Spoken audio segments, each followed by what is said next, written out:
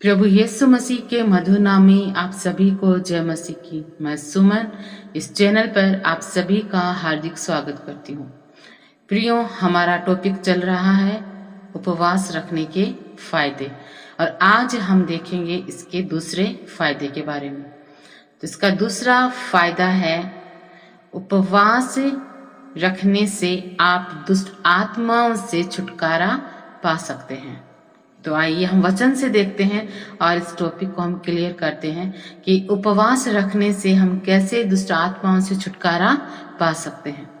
आप निकालिए मत्ती की पुस्तक, उसका 17 अध्याय और इसकी 14 आयत।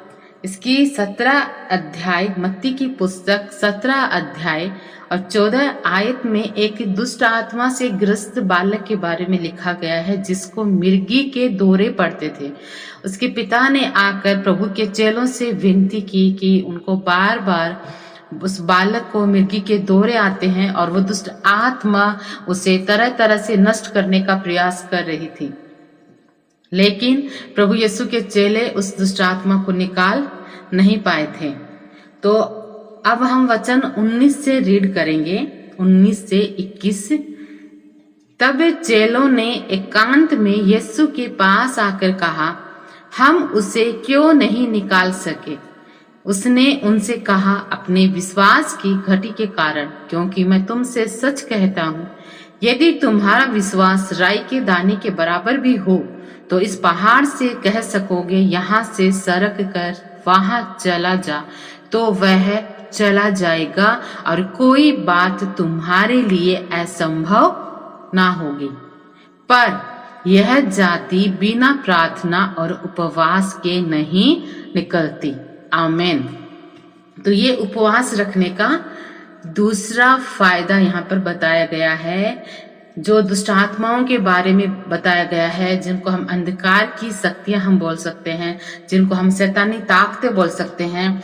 तो ये जो जाति है, जो दुष्ट आत्माओं की जो जाति, जो शैतान की जो जाति है, ये बिना प्रार्थना और उपवास के नहीं निकलती। हालेलुया।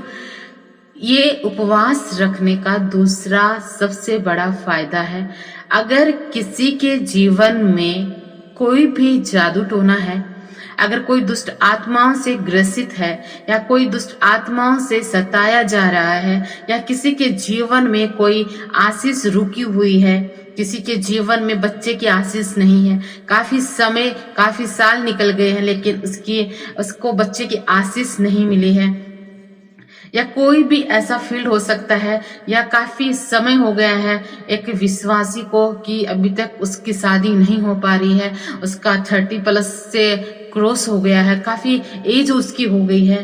तो कई बार क्या होता है कि कुछ हमारी आशीषें जो होती हैं, उसमें परमेश्वर की ओर से डिले नहीं होता है, वो शैतान की ओर से होता है। शैतान हमारी कुछ आशीषों को चुरा लेता है, शैतान हमारी कुछ आशीषों को रोक के रखता है। और कुछ ऐसे ही कुछ अंधकार की शक्तियां हैं, कुछ लोग दुष्ट आत्माओं से ग्रसित होते हैं, कुछ लोग जादू टोनों से ग्रसित होते हैं, कुछ लोगों के अंदर दुष्ट आत्माएं काफी प्रकट रूप से काम करती हैं। तो अगर कोई भी इस तरह की सिचुएशन से गुजर रहा है, ऐसी परिस्थिति में अगर कोई घिरा हुआ है, या किसी के भी जीवन में अगर कोई अंधकार की शक्तियां काम कर रही हैं, कोई दुष्ट आत्माएं काम कर रही हैं, तो उससे छुटकारे के लिए आपको उपवास प्रार्थना में आना होगा। ये परमेश्वर का अनुग्रह है कि परमेश्वर हमें अभिषिक्त दास देते हैं। परमेश्वर ने हम सभी के ऊपर एक अनॉइंटिंग ठहराई है कि हम उनके अधीन आकर हम उनसे हाथ रखवाकर हम छुटकारा पा सकते हैं। ये परमेश्वर का एक बहुत बड़ा ग्रेस है। लेकिन पर्सनली भी परमेश्वर ने हमें ये अधिकार दिया है कि हम उपवास प्रार्थना रख कर हम उन चीजों से, हम उन अंधकार की शक्तियों से, हम दुष्ट आत्माओं से हम आजादी पा सकते हैं। ये हर एक की अपनी पर्सनल लड़ाई है कि आप जब उपवास प्रार्थना के साथ उन दुष्ट आत्माओं का सामना करोगे, जब आप उपवास प्रार्थना के साथ आप जादू टोने की शक्तियों का सामना करोगे, आप उपवास प्रार्थना के साथ लंबे समय से चली आ रही बीमारी का सामना करोगे, आप उपवास प्रार्थना के साथ जो आपकी आशीष रुकी हुई है, जो आपको जीवन में बच्चे की आशीष नहीं है, अगर उस डिले की आत्मा का आप सामना करोगे, अगर आप उपवास प्रार्थना के साथ काफी समय से आपकी शादी नहीं हो रही है, शैतान ने रुकावट डाल रखी है, डिले हो रहा है, तो आप उस शैतानी आत्मा का सामना करोगे और आपके जीवन में छुटकारा होगा। क्योंकि प्रभु ने कहा है कि यह जाति बिना प्रार्थना और उपवास के नहीं निकलती। लेकिन प्रियो, सबसे अहम बात है, अगर आप उपवास प्रार्थना कर रहे हो, अगर आप में विश्वास नहीं है तो उपवास प्रार्थना भी कोई काम नहीं कर पाएगा। प्रभु ने ऊपर के वचन में लिखा है कि अपने विश्वास की घटी के कारण तुम उस दुष्ट आत्माओं को नहीं निकाल पाए थे, इसलिए तुम्हें विश्वास रखना होगा। अगर तुम्हारा विश्वास एक राई के दाने के बराबर भी है, एक राई का दाना बहुत छोटा सा दाना होता है, अगर तुम्हारा विश्वास एक राई के दाने के बराबर भी है तो तुम पहाड़ को कह सकोगे। ये पहाड़ कोई छोटी मोटी सिचुएशन नहीं है, पहाड़ जो है वो एक बहुत बड़ी समस्या को दर्शाता है, जिसको हम कहते हैं कि हमारे जीवन में तो एक पहाड़ जैसी समस्या आ रखी है, जिसका हमारे जीवन से हटना हमें नामुमकिन लग रहा है। हम कहेंगे, बहुत बार हम ऐसे कहते हैं कि हमारे जीवन में ऐसे हालात आ रखे हैं कि हमें कोई समाधान ही नहीं मिल रहा है। हम कहेंगे ये मुसीबत तो मुझे पहाड़ लग रही है। यानी एक पहाड़ का मतलब है कि जो हमारे हालात हैं हमारे, जो हमारे काबू में ही नहीं है, जिसमें हम कुछ कर ही नहीं सकते हैं, जिसमें कोई कुछ कर ही नहीं सकता है। परमेश्वर कहता है, प्रभु कहता है, यदि तुम ऐसी परिस्थिति को भी अगर तुम विश्वास के साथ कहोगे कि हट जा, दूर हो जा, सरक जा, तो ऐसा तुम्हारे लिए हो जाएगा। चाहे कितनी भी बड़ी दुष्ट आत्मा तुम्हारे जीवन में काम क्यों ना कर रही हो, चाहे कितना भी बड़ा जादू टोने की शक्ति तुम्हारे जीवन में काम क्यों ना कर रही हो, कितने ही सालों की पुरानी बीमारी तुम्हारे जीवन में काम क्यों ना कर रही हो, चाहे कितने भी सालों से तुम्हारी गर्भ की आशीष क्यों ना खुल पा रही हो, चाहे कितने भी सालों से तुम शादी के लिए इंतजार क्यों ना कर रहे हो, लेकिन अगर तुम विश्वास में दृढ़ होकर उपवास प्रार्थना में जब तुम शैतान की शक्तियों का सामना करोगे, उनको डांटोगे, अपने जीवन से उनको हट जाने का हुक्म दोगे, जैसा इस वचन में लिखा गया है कि अगर तुम पहाड़ को कहोगे कि यहाँ से सरक कर वहां चला जा, तो वह चला जाएगा और कोई बात तुम्हारे लिए असंभव ना होगी। हालेलुया। परमेश्वर का वचन हमें कभी भी ये नहीं बताता कि हमें अपनी परिस्थितियों से हमें समझौता करना चाहिए।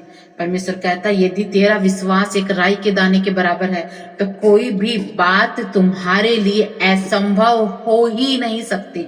अगर तुम्हारा विश्वास अटल है, अगर तुम्हारा विश्वास सच्चा है, अगर तुम्हारा विश्वास राई के दाने के बराबर भी है, तो तुम पहाड़ जैसी समस्याओं को अपने जीवन से खुद हटा सकते हो, तुम खुद से उनका सामना कर सकते हो, तुम खुद उन दुष्ट आत्माओं को हटा सकते हो। और यहाँ पे प्रभु ने कहा है कि बिना प्रार्थना और उपवास, तो प्रभु ने यहाँ पे प्रार्थना और उपवास के बारे में क्यों लिखा गया है? क्योंकि हमने पिछले टीचिंग में पिछले मैसेज में मैंने आपको बताया था कि उपवास का मतलब होता है परमेश्वर के समीप रहना। और जब एक व्यक्ति जो इन हालातों से गुजर रहा है, अगर वो उपवास प्रार्थना में आकर शैतान का सामना करता है, यानी उस सिचुएशन में वो परमेश्वर के बहुत करीब है, परमेश्वर के समीप है। और वचन में लिखा है कि जो प्रभु के साथ संगति में है वो उसके साथ एक आत्मा हो जाता है, यानी आप प्रभु के साथ में संगति में हो। और जब आप प्रभु के समीप रहते हो, जब आप प्रभु के साथ रहते हो, ज्यादा से ज्यादा जब आप उपवास में ज्यादा से ज्यादा समय आप परमेश्वर के साथ बिताते हो, तो उस हालात में आपका विश्वास बढ़ता है। और जब विश्वास बढ़ता है तभी आप शैतान का सामना कर सकते हो।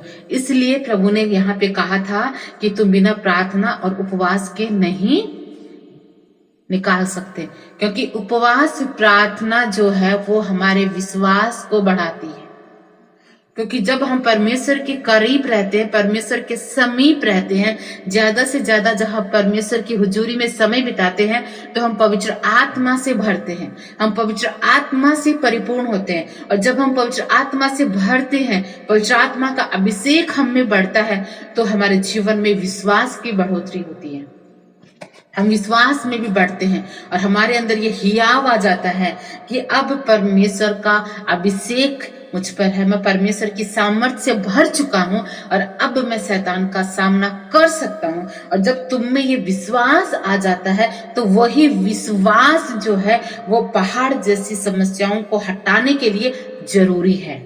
इसीलिए प्रभु ने कहा है कि यदि तेरा विश्वास एक राई के दाने के बराबर है, तो कुछ भी कर सकता है, किसी भी समस्या को तू हटा सकता है अपने जीवन से, और कोई भी बात तुम्हारे लिए असंभव नहीं होगी। इसलिए उपवास प्रार्थना के लिए प्रभु ने कहा है कि यह जाति जो अंधकार की शक्तियां हैं, जादू टोने हैं, दुष्ट आत्माएं हैं, ये बिना प्रार्थना और उपवास के नहीं निकलती। इसका कारण यही है कि उपवास प्रार्थना रखने से आप पवित्र आत्मा से परिपूर्ण होते हो, पवित्र आत्मा का अभिषेक बढ़ता है और आपके विश्वास में बढ़ोतरी होती है। तो इस प्रकार से आप उपवास प्रार्थना से आप अंधकार की शक्तियों से छुटकारा पा सकते हो।